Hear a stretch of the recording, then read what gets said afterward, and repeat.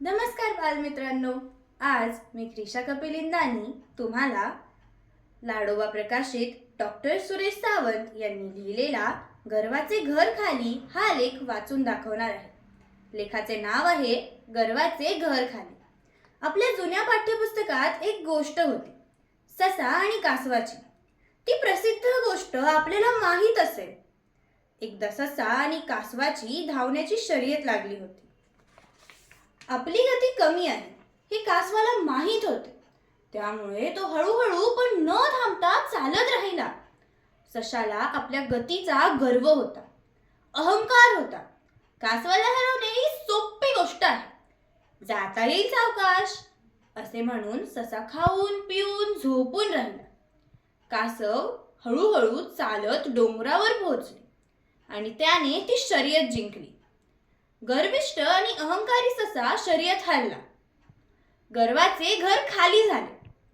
म्हणून कधीही गर्व किंवा अहंकार करू नये असे त्या गोष्टीचे तात्पर्य आपल्याला गुरुजींनी सांगितले होते. जसा सशाला आपल्या गतीचा गर्व होता, तसाच काही माणसांनाही गर्व असतो, अहंकार असतो. माणसाला कोणकोणत्या गोष्टींचा गर्व किंवा अहंकार असतो? काही लोकांना आपल्या पदाचा गर्व असतो, काही लोकांना आपल्या प्रतिष्ठेचा गर्व असतो, काही लोकांना आपल्या श्रीमंतीचा गर्व असतो, काही लोकांना आपल्याकडे असलेल्या गाडी, बंगला, फोन, नोकर-चाकर इत्यादींचा सुविधांचा गर्व असतो.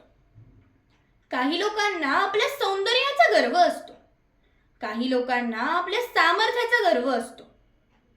कोणाला कशाचा तर कोणाला कशाचा गर्व आणि अहंकार असतो. खरे पाहता या अहंकाराचा जन्म अज्ञानातून होत असतो. वास्तविक या जगात एकापेक्षा एक भारी, श्रीमंत, प्रतिष्ठित, सुंदर आणि ताकदवान लोक आहेत.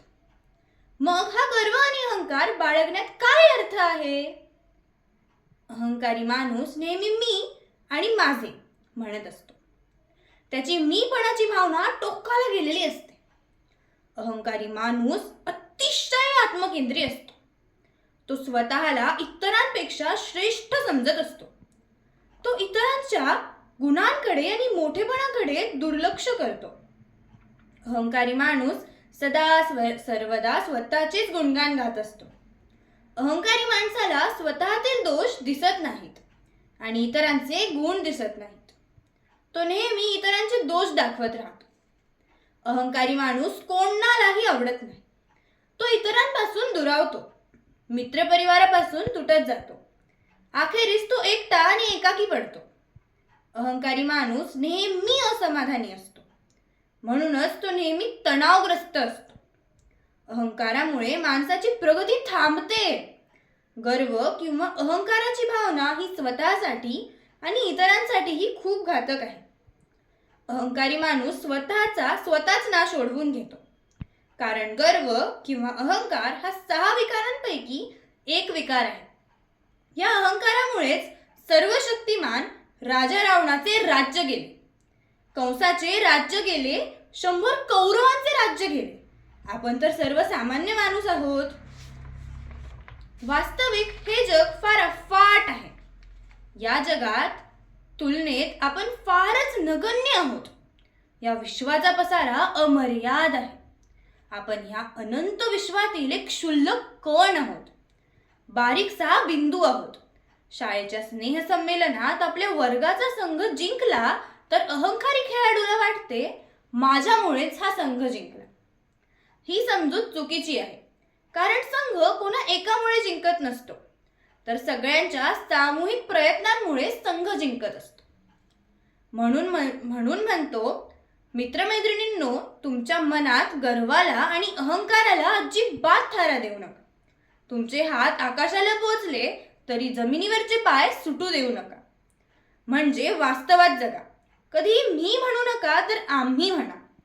माझ्यामुळे सगळे आहेत असे समजू नका. सगळ्यांमुळे मी आहे असे समजा. अशी नम्रता अंगी आली की मग अहंकाराचा शेवट होतो. पश्चाताप करण्याची वेळ येण्यापूर्वीच आपण आपल्यातला गर्व आणि अहंकार गाडून टाकला पाहिजे. अहंकार सोडून दिला तर आपले मन साफ होईल, आपले मन शांत होईल आपल्या अंगी नम्रता आली की सगळ्यांसोबतचे आपले संबंध सुधारतील.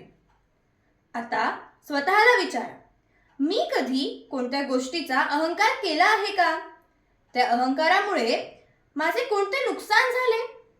बारीक सारीक अहंकार सोडण्यासाठी मला काय करावे लागेल? धन्यवाद.